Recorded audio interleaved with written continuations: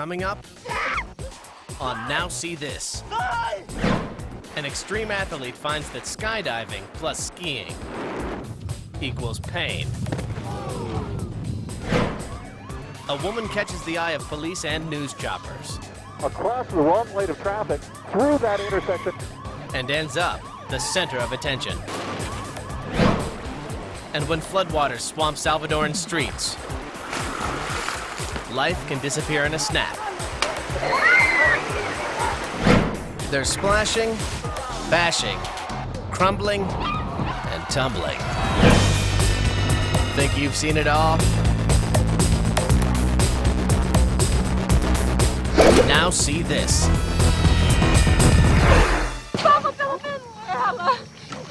Outside a small town in southern Brazil, a woman and her 2-year-old daughter are sinking fast. A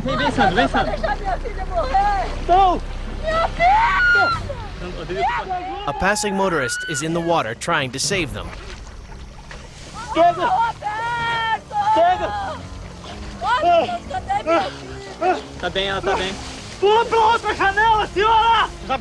One man lifts the little girl out of harm's way. But rescuing her mother will not be so simple. She's afraid to let go of the car. For good reason. The automobile sinks further, and it appears the child has been orphaned. But then the mother pops to the surface. Relying solely on survival instinct, the woman somehow treads water as her car is sucked to the muddy river bottom.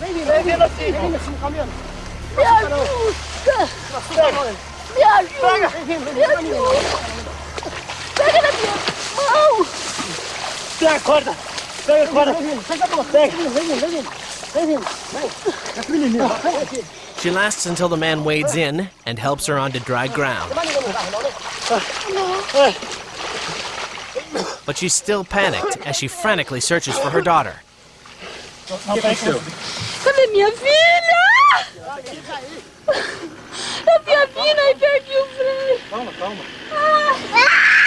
But she's so overwrought that even when she realizes one of the rescuers is holding her little girl, she continues crying and sobbing, unable to contain her emotions. And one of those emotions is gratitude, as she hugs the man who saved her and her child.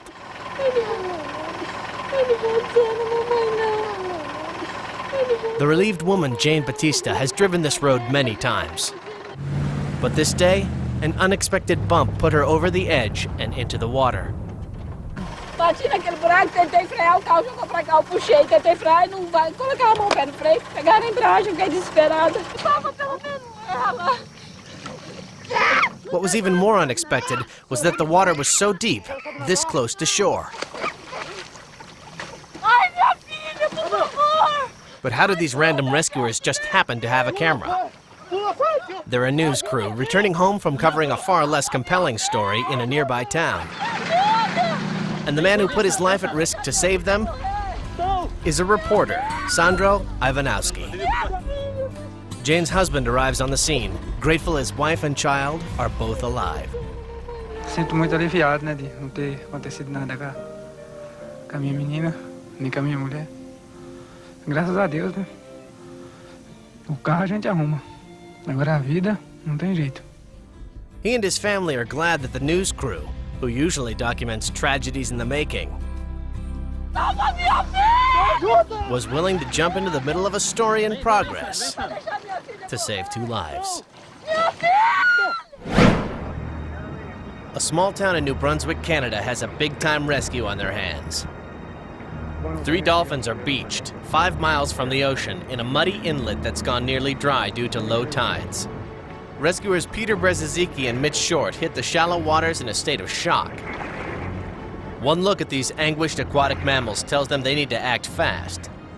But what should they do? We are quite prepared to respond to a human emergency, but dolphins stuck in the mud, it was something else.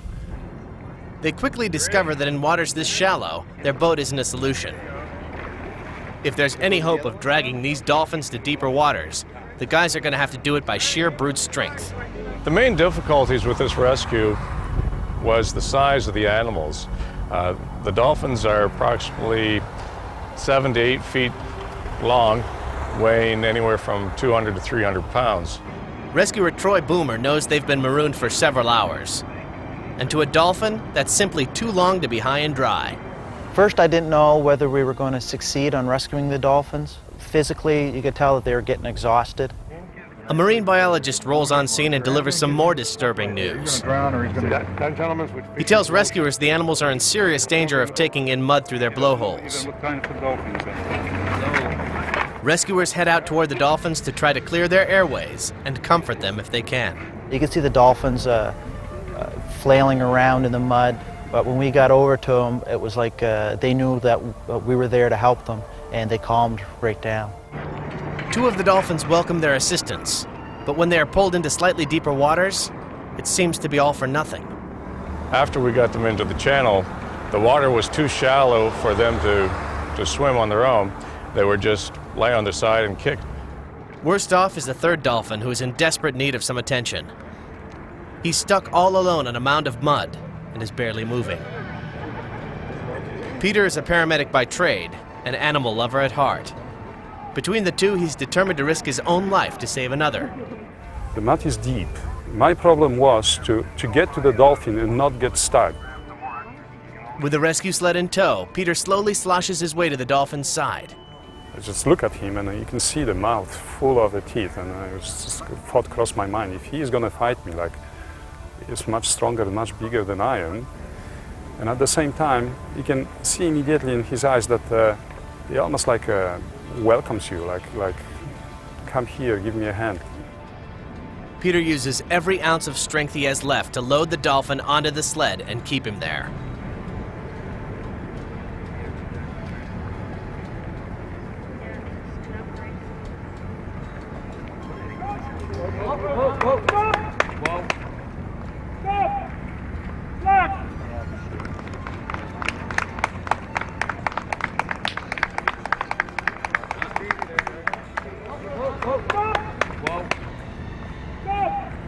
A team of rescuers pulls the 2 of them in, and it's touch and go the whole way.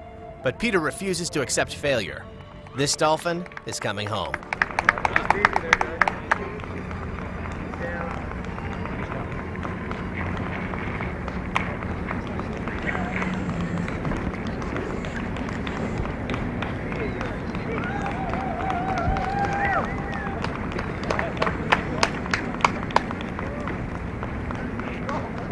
Locals have seen these men pull off many miracles before, but this one isn't over yet. They have to get the victims back into the ocean. With all 3 dolphins now within arm's reach, rescuers undertake the massive effort of strapping them into a pickup and hauling them to the ocean's healing waters.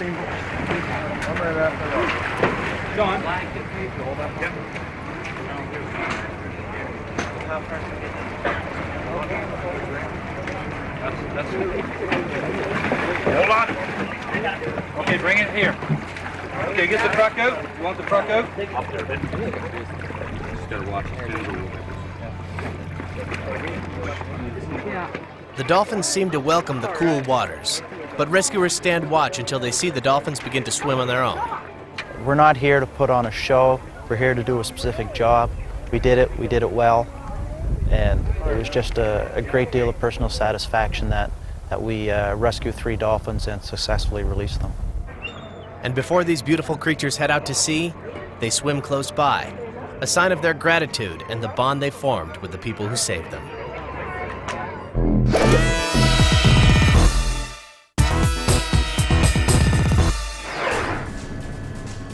In Burbank, California, the temperature is even hotter than normal as a strung-out drug suspect burns up the streets. Whoa! Did he hit that van? Did he hit him? Just barely. Almost hit that van. Almost hit that van. The driver thunders along at 20 miles an hour over the speed limit. Going very fast now. Into center divider, about 50 miles an hour. Perhaps 60 miles an hour now.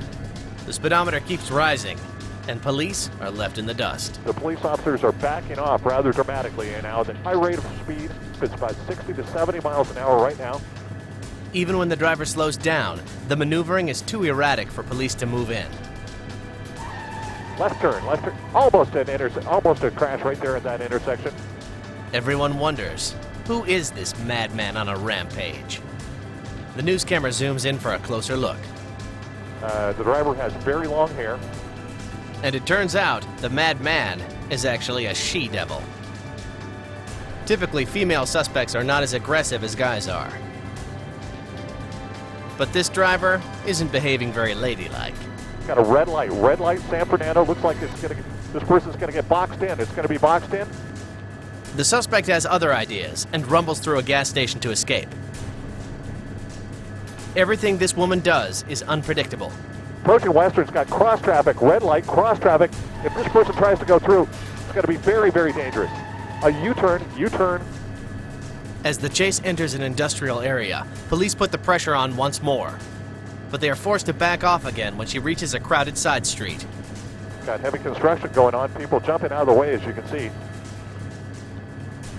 Clearly, this is not a nurturing Earth Mother type. She seems bent on destruction and taking other people with her. Almost a hit right there. A very, very narrow pass. Flying into the most dangerous situations, the woman is determined to smash more than stereotypes. Into the center divider, across the wrong lane of traffic, through that intersection, nearly missing that pedestrian. More units are brought in to help bring this chase to an end. We're looking at about 5 LAPD officers right now behind the vehicle, stretched out perhaps a block behind. But the suspect doesn't seem intimidated by the show of force. But before the units can pit the vehicle, the desperate woman barrels into a residential neighborhood. Throughout the entire pursuit, the elusive lady has been lucky evading police. But finally, her luck comes to a dead end.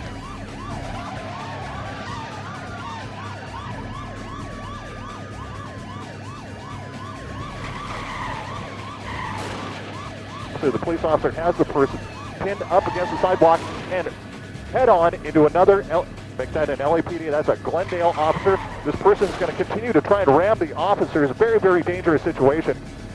This person is completely boxed in, guns drawn. The person's still trying to get away. That one officer, you can see, backed off. He didn't want to be in the line of fire. Even surrounded by armed officers, the irrational woman refuses to surrender quietly. The person is still moving, One of the officers reaches in and turns off the ignition. The idled suspect is pulled from the vehicle, and the chase is over.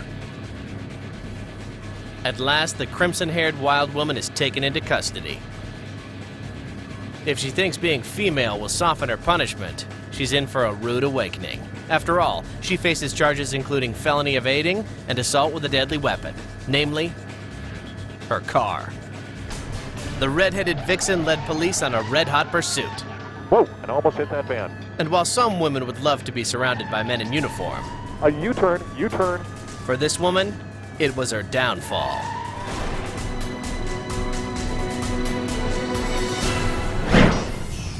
Some people would call this sport crazy, and they wouldn't be wrong. But its official name is blade running, and it's one of the most exciting and dangerous sports ever to hit the slopes. Inspired by a sequence from a James Bond movie, blade running calls for competitors to jump out of an aircraft high above the mountains, parachute down to the ski slope, and slalom through a gauntlet of banners known as blades.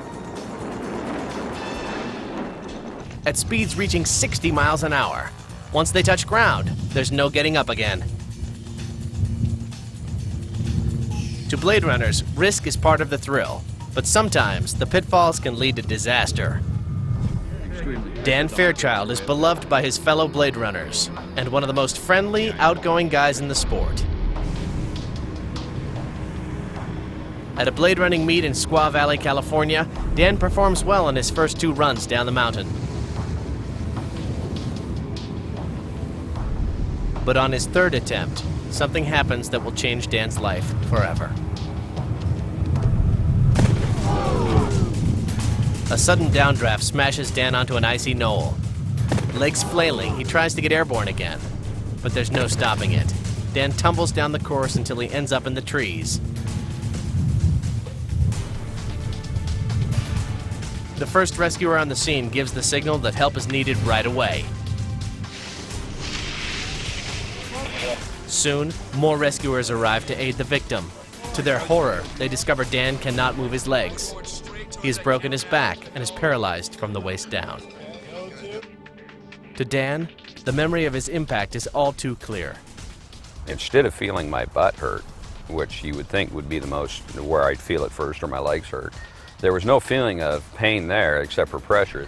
I looked down at my legs, I tried to move them voluntarily, a way that I wanted to. They wouldn't move, so I knew I was paralyzed right then and there.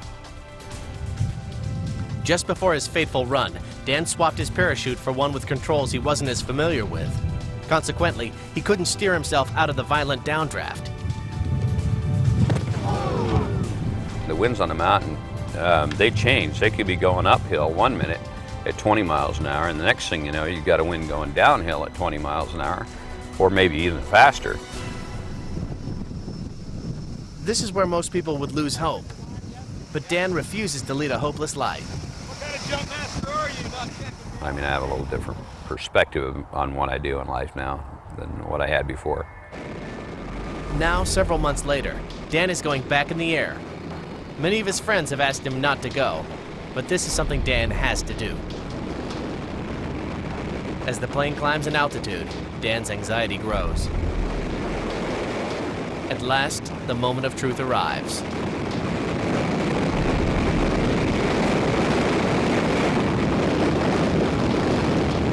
If Dan looks right at home free-falling through the air, it's because he is.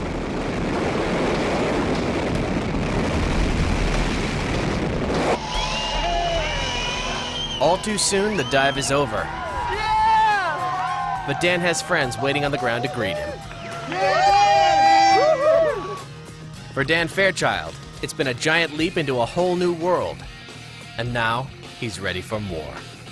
The last thing I want to do is be looking at the ceiling in a retirement home, wishing that I would have done this. And I'm sorry, I'm going to do it all if I can.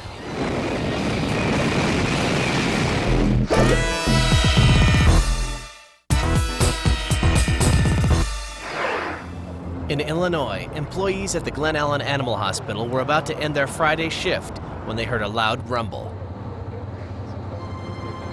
In seconds, the entire back part of the building, housing the X-ray room and lab, collapsed, taking its occupants with it. Luckily, none of the victims are human, but are they alive? I talked to a woman who works in the animal hospital, and she said when the back part of the building collapsed, that there were people and animals back there, but they got them out. The fire chief hopes that everyone, human and otherwise, is safe. But as far as searching the wreckage, his hands are tied. I'm not sure if there were any injured pets. We did have a number of animals both in the building and in the hall. Our concern here is that the building might continue to collapse, so we've restricted access to that area. That's when emergency personnel suddenly learn that not everyone made it out. Muffled cries emanate from the rubble. Flashlights start searching the pit. We could hear a little puppy crying. We thought he was buried under the debris.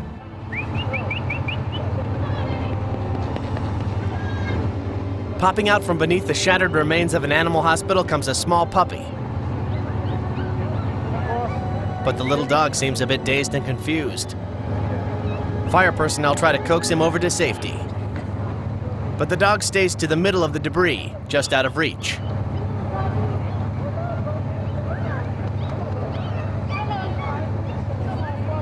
Rescue crews pace the edge of the pit. Their chief won't let them go any further. The debris may be stable enough for a 5-pound pup, but a 200-pound fireman could be swallowed by a cave-in.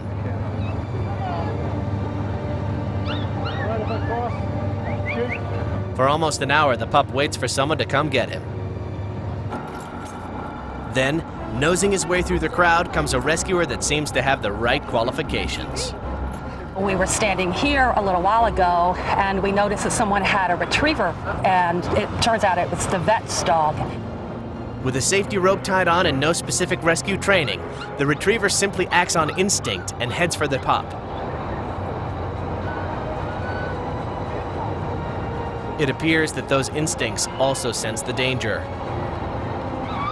he kept going to the puppy to rescue the puppy, and he was terrified. Finally, the retriever gets the pup's attention. The little animal stumbles over the mountain of debris.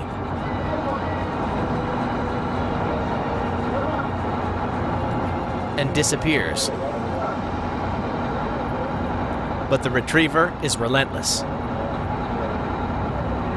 With continued coaxing, the pup reappears and follows the bigger dog's paw prints out of the pit. Some of us started clapping a little bit when we saw the puppy, and the policeman said, "Please, please, you'll scare the dog."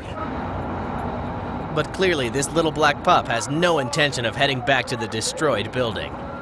So when the puppy went up the hill with the dog, the policeman turned around and he says, "Okay, now," and everybody just clapped and hollered. Safe in human arms, this dog has a new leash on life. And with all the attention, will certainly find a more secure roof over its head. As for his rescuer, no medals necessary. A simple pat on the head will do. Rains pummel El Salvador for more than a week, forcing thousands to flee danger zones and low-lying areas. Flooding has destroyed 29 roads, several bridges, and the angry churning waters have claimed 8 lives. Parents clutch children tightly or carry them across flooded roadways so as not to be swept away.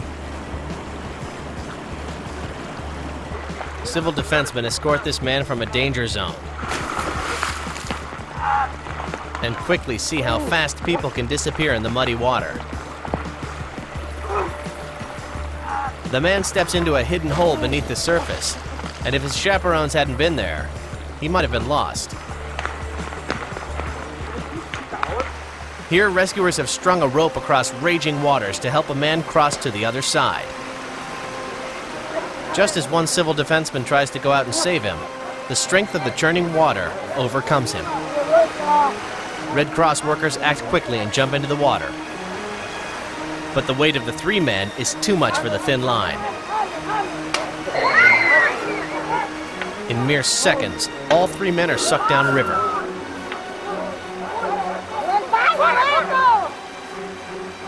The crowd quickly rushes to the other side of the bridge, praying they will find even one of them alive. They are stunned when all 3 men miraculously walk out, saved from a watery death by a fallen tree across the wash. In a matter of days, the floodwaters will recede, and the people of El Salvador will try to piece their lives back together. But for some, the very fact they still have their lives at all is a miracle.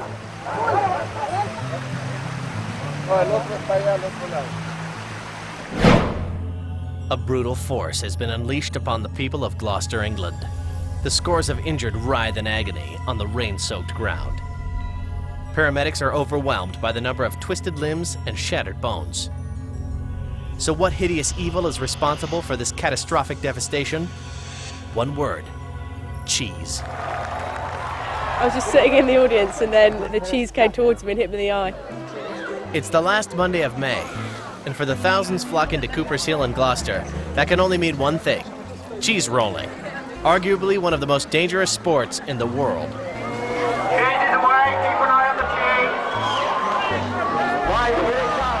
It's an annual event in which roughly 50 men run down a 45-degree incline in pursuit of a 9-pound wheel of cheese. I must admit, I think anyone taking part in it's got to be a bit mad, like. The object is to be the first to the bottom, whether that be on your feet or face, although it's usually the latter. With the odds of being injured holding steady at 1 in 3, why would anyone want to participate? Yes, it's tradition. In fact, it's a tradition that some say began as an ancient fertility rite. Others say it's a good form of population control. Either way, it's a custom which dates back to the 18th century. That's over 200 years of chasing cheese. Or at least attempting. That's the worst tumble I've ever taken in my life. That was horrendous. Despite the high risks, contestants come from all over the world. We saw it on TV last year and decided that was definitely the place to be. So, we arrived and got injured in the first race, unfortunately. With so many people arriving from so far away just to fall down a hill, it's fair to assume the rewards must be high. So what does the lucky first place roller get? Besides bragging rights, the winner gets the cheese. The cheese that's been rolling around in the mud. That's the grand prize. Now, the cost of a 9-pound block of Gloucester cheese is about $60 US. The cost for medical bills incurred while chasing a 9-pound block of Gloucester cheese, considerably more. Still, that's not deterring anyone. I think everyone should try that. Never experience anything like that ever again. That was a rush! And it seems that as long as cheese is flying down a hill at over 30 miles per hour, these people will continue to say, let the good times roll.